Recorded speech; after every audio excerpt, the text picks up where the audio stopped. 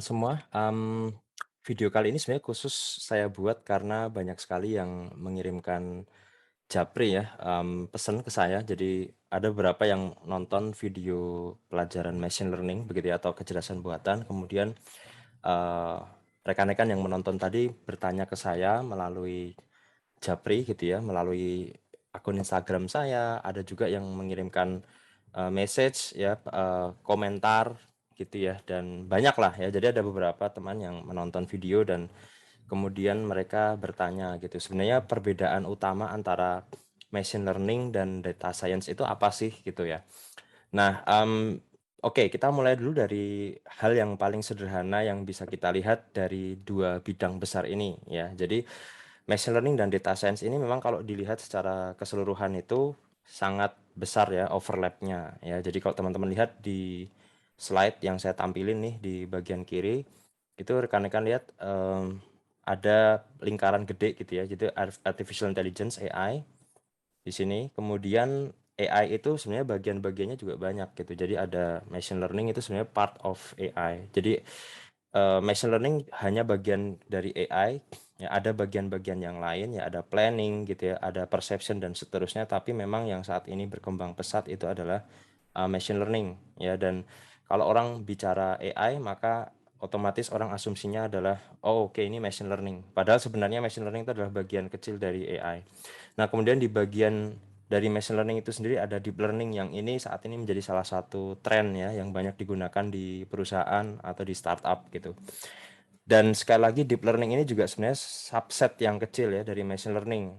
Nah, tapi karena orang saat ini begitu banyaknya informasi yang masuk dan mereka selalu mengasosiasikan ya, atau informasi tadi selalu mengasosiasikan AI dengan deep learning, maka ketika orang bicara deep learning ya mereka menganggap oh ini adalah AI itu sendiri. Tapi sebenarnya ini adalah subset ya atau bagian dari artificial intelligence. Oke, nah kemudian data science-nya itu seperti apa? Data science itu sebenarnya tidak hanya bicara masalah teknologinya ya, tapi kita juga nanti akan bicara masalah bagaimana melihat data itu secara keseluruhan dan bahkan sampai ke visualisasinya. Makanya kalau kita bicara data science memang ada overlap-nya karena teknologi AI yang ada saat ini itu dipakai di data science. Tapi kalau kita bicara data science maka itu sebuah hal yang lebih besar. Kenapa? Karena ada aspek visualisasinya ya, exploratory data analysis ya, statistik dan juga matematika yang lain. Nah, kemudian apa saja sih skop kerjanya ya. Jadi skop kerjanya seorang data scientist biasanya dia tentu dia berurusan dengan data itu sendiri ya. Jadi dia merekayasa data, menyiapkan data supaya dia siap untuk diolah. Kemudian dia juga menggunakan teknologi machine learning ya dan berbagai macam algoritma lain ya untuk melihat pattern atau pola di data tadi. Selain itu dia juga menggunakan EDA, exploratory data analysis untuk melihat hal-hal apa saja sih yang bisa diambil ya, insight apa saja yang bisa diambil. Nah, tentu ini tugas utama dari data scientist gitu ya, dan bisa jadi memang tugas ini overlap dengan bisnis analis ya. Ya, jadi di dalam sebuah perusahaan bisa jadi ada overlap antara tugas seorang data scientist dan bisnis analis. Nah, kalau kemudian kita bagi secara rigid gitu ya, jadi perbedaan machine learning dan data science itu seperti yang ada di tabel yang teman-teman lihat ya saat ini. Jadi kalau kita bicara machine learning itu sebenarnya adalah field of study atau bidang ilmu yang dia itu mempelajari cara supaya komputer itu memiliki kemampuan untuk learning ya, belajar ya, tanpa harus diprogram secara eksplisit. Ya, maksudnya gimana? Katakanlah ini saya ambil slide ini untuk coret-coret ya. Kalau kita bicara masalah paradigma pemrograman yang tradisional itu kan kita ada input gitu ya. Di sini ada input gitu. Kemudian di sini ada instruksi ya atau program gitu ya, atau program kemudian kita akan mendapatkan output gitu ya. Kita akan mendapatkan output. Nah, ini adalah paradigma programming yang tradisional. Tapi kalau kita bicara machine learning ya, maka paradigmanya tidak seperti itu. Paradigmanya adalah kita punya input, ya di sini ada input gitu ya, in, kemudian kita ada outputnya. Nah, kemudian yang kita inginkan adalah apa sih hubungan antara input dan output ini. Jadi di sini seharusnya keluar instruksi atau rules, ya, instruksi atau program atau rules. Ya, jadi machine learning itu sendiri adalah sebuah upaya untuk membuat komputer itu mengerti ya relasi antara input dan output, masukan dan luaran, dan yang kita harapkan keluar dari machine learning itu adalah sebuah model matematis, ya, di mana model matematis inilah ketika nanti kita memiliki input yang kita nggak ngerti apa jawabannya atau outputnya apa, kita masukkan dalam program ini atau instruksi ini, kita bisa menghasilkan predicted output ya. Jadi predicted output nih saya kasih kayak topi nih ya, out head ya, atau kalau dalam notasi matematis sering ditulis seperti ini. Nah, itu goal dari machine learning ya sebenarnya. Jadi eh, itu yang dimaksud oleh Arthur Samuel ya tahun 1959 ya. Arthur Samuel mengatakan a field of study that give computer ability to learn without being explicitly programmed ya. Jadi yang dihasilkan itu adalah programnya itu sendiri ya, instruksi itu sendiri. Sementara kalau data science itu adalah ilmu yang goal-nya atau aim-nya adalah memahami atau menemukan pattern ya, hidden pattern atau insight yang berguna dari data. Dan itu nantinya akan dipakai untuk business decision. Ingat kalau machine learning itu goal-nya adalah otomasi ya. Jadi membuat sebuah proses itu menjadi otomatis, tapi kalau data science itu adalah business decision. Jadi dari pattern yang ada itu apa sih insight yang bisa kita lihat. Nah, itu nanti dipakai untuk membantu keputusan bisnis ya. Oke. Nah, kemudian apa yang dilakukan nih oleh data scientist ya? Biasanya untuk data science ya mereka berusaha melihat pattern gitu ya, mengambil insight tertentu, sementara kalau machine learning engineers itu ya melakukan prediksi dan klasifikasi. Tapi bukan berarti data scientist tidak melakukan prediksi ya, bisa jadi data scientist pun melakukan hal itu. Ya. Nah, kemudian skill yang dibutuhkan. Ya, saya kira skill yang dimiliki oleh machine learning engineer ini biasanya juga dimiliki oleh data scientist. Kenapa? Karena programming skills in Python or R, statistic probability ini juga biasanya dimiliki oleh data scientist. Bedanya adalah seorang data scientist itu harus menguasai tool-tool semacam Hadoop ya, Hive atau Pig. Nah, ini yang biasanya machine learning engineer dia tidak terlalu banyak berinteraksi dengan ini, karena ini adalah tool khusus yang memang ditujukan untuk mengolah big data gitu ya. Kemudian machine learning itu structured data. Biasanya kita ketika kita ingin memprediksi sebuah output gitu ya, dengan menggunakan machine learning, kita akan berusaha untuk mengubah data tadi menjadi data yang terstruktur ya, bentuknya tabel gitu ya, di mana tabel itu row atau barisnya itu adalah instance. Ya, barisnya itu adalah instance atau jumlah sampelnya ya, berapa kali kita ambil data. Kemudian kolomnya itu adalah atribut atau feature-nya. Ya, jadi kolom itu adalah features gitu ya, atau atributnya atau ciri gitu ya. Sementara barisnya itu adalah instance ya, atau seberapa banyak kita ambil data itu. Ya, nah ini structure data. Nah, sementara data science itu bisa bermain di structured dan unstructured gitu ya. Nah, kemudian machine learning engineers itu tidak hanya menghandle data sebenarnya, karena yang dia fokuskan adalah pekerjaan dia untuk melakukan prediksi atau klasifikasi, sehingga dia banyak melihat misalkan kompleksitas algoritmanya ya, atau mathematical concept behind the algorithm dan seterusnya. Itu machine learning engineers. Tapi kalau data science karena dia lebih fokus kepada data, maka ya dia akan lebih banyak bermain dengan data itu sendiri ya. Membersihkan datanya ya, data wrangling gitu ya, kemudian visualisasi dan segala macamnya.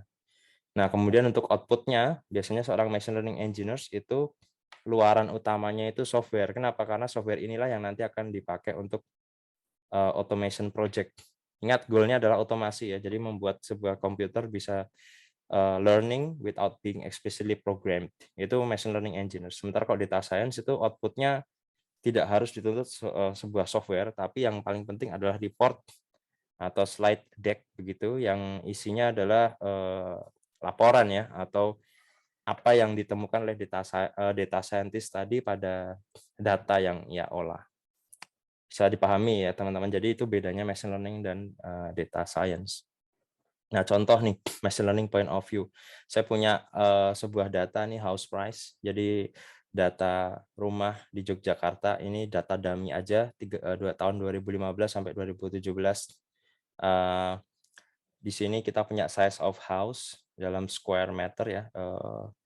Ini ukuran tanahnya, ukuran rumahnya, number of bedrooms ya, jumlah bedroomsnya, number of bathrooms ya. Ini kasur, ini kamar mandi, dan apakah ini newly renovated. Nah, kemudian ini harganya ya dalam juta ya tentunya ya. Jadi ini 300 juta, 360 dan seterusnya. Nah, kalau kita bicara machine learning, maka ini akan kita anggap sebagai atribut atau features, dan goal kita adalah memprediksi house price. Ya, outputnya adalah website atau mobile app yang di situ kita bisa memprediksi harga rumah kalau kita punya data yang kita masukkan ini 4 features ini ya. Jadi kita melakukan survei, kemudian kita masukkan data-data ini, akan begitu kemudian kita mengharapkan berapa sih sebenarnya predicted price-nya gitu ya. Nah, itu machine learning. Tapi kalau data science nggak seperti itu ya. Kalau data science itu yang diharapkan itu insight. Misalkan houses with 3 bedrooms are more expensive than houses with 2 bathrooms of a similar size.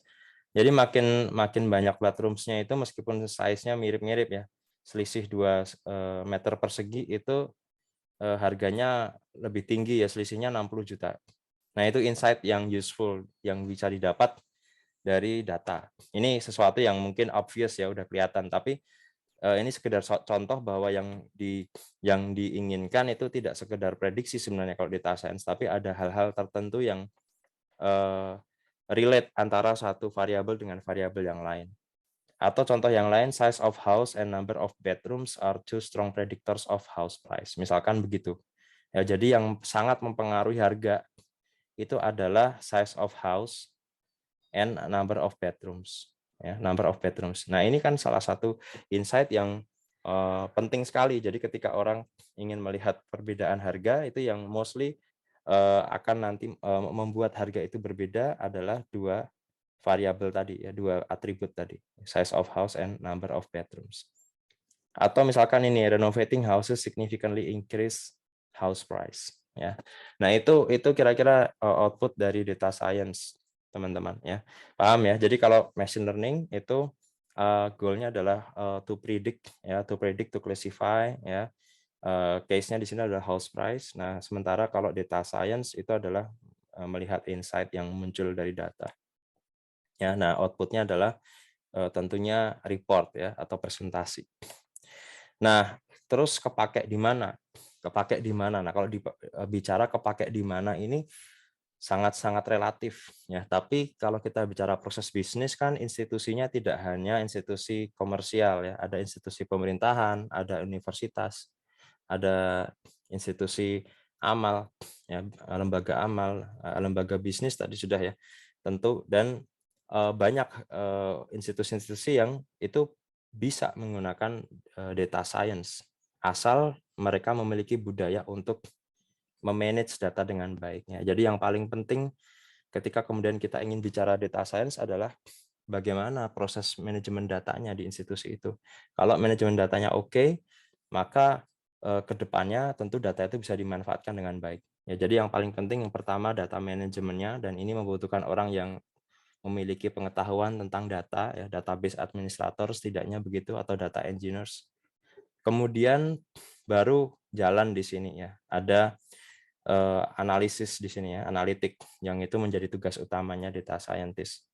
Dan ke depannya atau ke atas ya, ketika kemudian data itu ingin dipakai oleh decision makers gitu ya, untuk membuat sebuah keputusan yang baik ya, data driven decision making, maka tidak hanya membutuhkan bantuan data scientist, tapi sekali lagi yang tadi sudah kita singgung, ada bantuan dari business analyst ya. Jadi ini orang yang nantinya akan menjembatani algoritma dengan komunikasi dari sudut pandang bisnis ya, business analyst.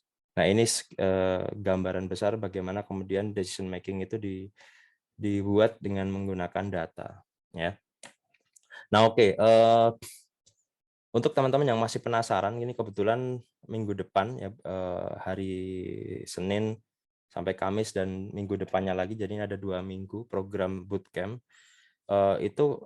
Kebetulan teman-teman di IEEE ya, System and Cybernetics, ini sebuah organisasi profesi untuk engineers di bidang, elektro ya, dan electronics begitu, tapi ini khusus untuk yang society di bawah System and Cybernetics, itu akan menyelenggarakan Data Analytics and Visualization workshop ya, dan kebetulan pembicaranya itu 2 orang yang memang dia expert di data science ya. Jadi teman-teman yang nanti penasaran bisa cek di caption atau di keterangan tertulisnya, dan kurikulumnya seperti yang teman-teman lihat ya di slide. Jadi ada introduction to data preprocessing. Nanti teman-teman akan belajar banyak itu dari situ ya. Jadi bagaimana data itu dibersihkan ya, di cleansing, kemudian ada proses untuk membersihkan outliers ya, normalisasi, kemudian praktek menggunakan Python untuk melihat step by step-nya, kemudian juga ada visualisasinya nanti di sesi 3 ya. Dan ada feature engineering nanti di sesi 3 juga, serta ada hands on. Kemudian di minggu yang kedua, teman-teman nanti akan diajarin untuk mengekstrak features ya, atau ciri-ciri atau hal-hal penting yang ada di data tadi, dan kemudian teman-teman bisa melakukan analisis korelasi ya. Untuk apa? Untuk melihat feature mana yang berhubungan. Kalau ada 2 feature yang berhubungan, maka kita biasanya hanya akan memilih 1 features, karena semakin banyak features maka semakin besar data yang dibutuhkan, dan kita ingin menghemat dimensi atau banyaknya data tadi dengan cara salah satunya adalah me-remove features yang memiliki nilai korelasi tinggi. Nah, kemudian nanti teman-teman juga akan diajarin time series data ya. Jadi nanti data yang berubah terhadap waktu itu juga penting untuk diolah begitu ya. Nah, ini nanti teman-teman bisa cek di keterangan yang ada bersama video ini gitu ya. Cek caption-nya aja di bagian bawah. Terus langsung register aja. Dan kalau teman-teman member dari IEEE, ini untuk teman-teman yang baik itu students member atau professional members, insya Allah nanti akan ada special price-nya begitu. Nah, itu sedikit dari saya video menjawab beberapa pertanyaan yang masuk. Mohon maaf saya nggak bisa jawab satu-satu karena banyak banget yang japri dan kadang kelewatan ya. Ada yang sudah 1 bulan baru saya buka, dan ada beberapa yang kemarin barusan saya cek masuk ke Instagram, ke YouTube account ya, dan banyak lah ya, dari beberapa yang masuk itu salah satu yang ditanyakan yang banyak menjadi concern teman-teman adalah machine learning dan data science ini sebenarnya bedanya itu apa gitu ya. Oke, saya kira itu aja video kali ini, dan insya Allah nanti saya akan bikin video-video yang sifatnya lebih banyak ke Q&A ya. Jadi saya akan mencoba menjawab apa-apa yang nanti teman-teman tanyakan ya. Kan banyak banget tuh komen-komen yang saya nggak bisa jawab satu persatu, tapi nanti saya akan coba pilih pertanyaan-pertanyaan yang menarik untuk bisa saya jawab. Thank you, dan insya Allah sampai jumpa di video berikutnya.